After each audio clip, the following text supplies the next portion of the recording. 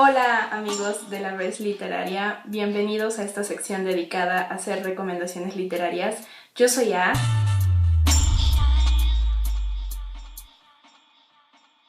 y hoy estoy muy contenta por estar de nuevo otra vez con ustedes. Ya sé que he estado muy ausente con las recomendaciones, pero he vuelto y qué mejor que en esta época del año que todos amamos. Aquí en México se celebra el Día de Muertos, pero seguramente nos ven de otras partes del mundo, así que si celebran Halloween o celebran Día de Muertos, no importa. Todos estamos de acuerdo que esta es una de las mejores épocas del año. Bueno, el día de hoy vamos a hacer un pequeño homenaje a uno de los grandes escritores del terror que ha dado mucho de qué hablar, que a todo el staff de la Res Literaria nos encanta y yo sé que a ustedes también les encanta, así que el día de hoy vamos a hablar de Lovecraft.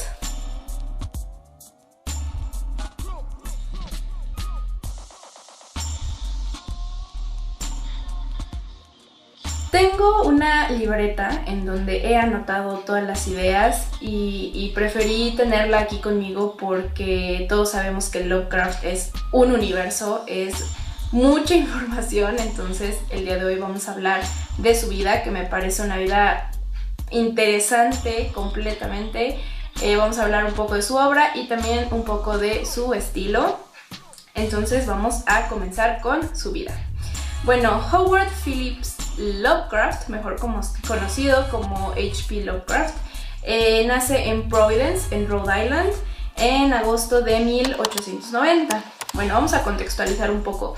Su infancia fue una infancia bastante cruel porque él tenía un papá que estaba bastante loco y terminó en un hospital psiquiátrico donde terriblemente murió.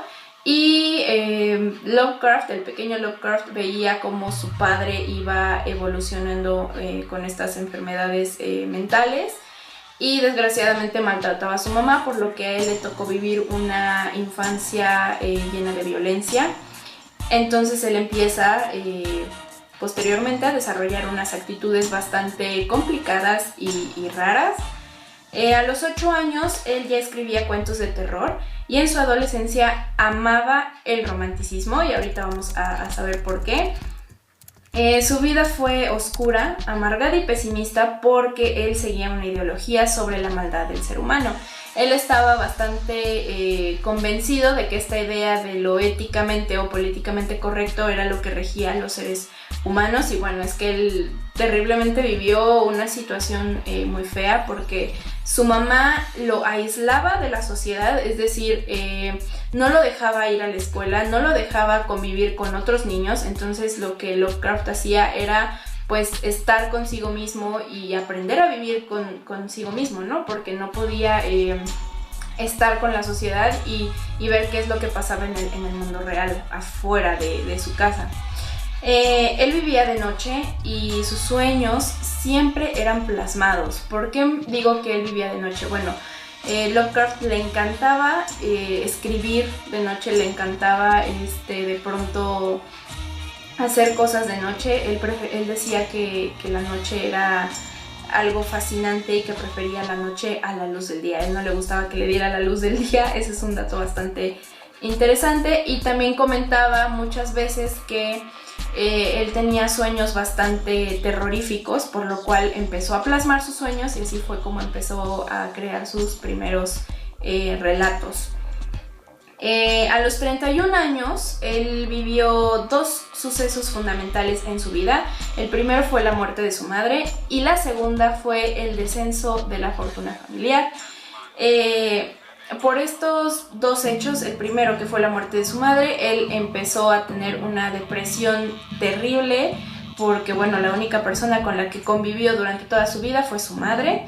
Y en segundo, el descenso de la fortuna familiar. Bueno, Lovecraft fue una persona que siempre tuvo todas las facilidades, es decir, que nunca careció de comida, de hogar, pero bueno, efectivamente carecía de otras cosas. Entonces él se ve obligado a trabajar a partir de los 31 años y como lo único que sabía era escribir, pues tuvo que hacerlo por encargo, es decir, que le empezaron a a llegar propuestas de trabajo. Creo que escribía en un periódico, escribía artículos y a él no le encantaba la idea, ¿no? Pero aún así, bueno, pues si escribes en un medio masivo, pues evidentemente te van a llegar lectores. Entonces empezó a conseguir algunos seguidores y gracias a esto Lovecraft empieza a tener un poco más de entusiasmo y un poco más de la vida no es tan terrible como yo creía, ¿no? En su madurez treintañera, él viaja y conoce a Sonia Green. Bueno, Sonia Green era una mujer muy hermosa, pero era 10 años mayor que él. Entonces se casan en 1924 y este matrimonio dura 3 años. Y bueno, ¿por qué se casa con una mujer más grande? Creo que ahí viene un problema bastante complejo que tenía Lovecraft. Y es que él nunca encontró cariño en su madre, siempre encontró pues como una persona que era, no sé, su roomie y únicamente vivía con ella y estaba atento a las indicaciones que le daba, pero su madre nunca expresó cariño por él. Entonces Sonia Green lo que hace es enamorarlo y funge con este papel pues de madre, ¿no? De madre adoptiva. Y bueno, finalmente pues se separan. De nuevo Lovecraft cae en depresión y ahí es cuando empieza a escribir mucho más, porque lo único que hacía era tener sueños oscuros y tener pensamientos de muerte. Entonces empieza a caer en esta terrible depresión y desafortunadamente muere en 1937, aparentemente de cáncer. Me fui pronto a la cama pues tenía mucho sueño, pero mientras dormía me asaltaron atroces pesadillas. En ellas miraba hacia abajo desde una impresionante altura a una gruta débilmente iluminada, cuyo suelo estaba cubierto por una gruesa capa de estiércol. En el interior de dicha gruta había un demonio porquerizo de canosa barba que dirigía con su cayado un rebaño de bestias fungiformes y flácidas, cuya sola vista me produjo una indescriptible repugnancia.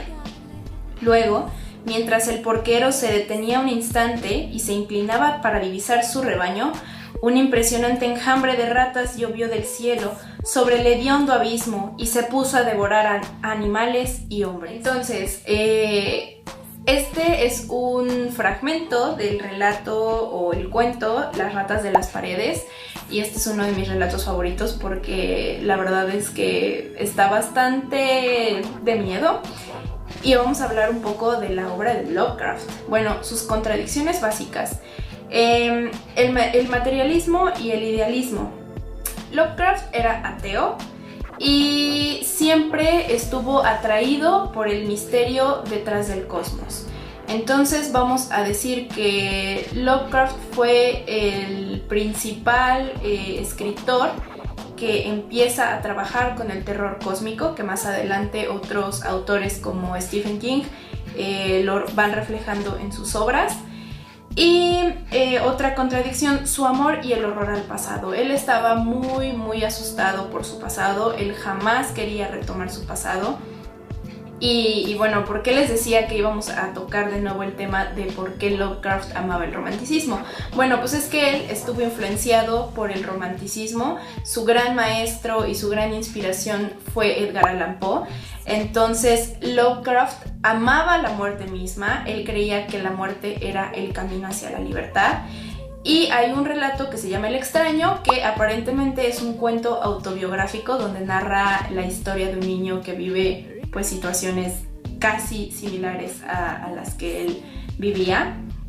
Y la tercera contradicción es que sus ideologías y él tenía un deseo bastante notable por ser humanitario y pacifista. Es decir, o sea, sí era oscuro, sí amaba la muerte, pero él no quería meterse con nadie, él quería que la gente fuera feliz y que lo dejaran en paz, ¿no? Prácticamente.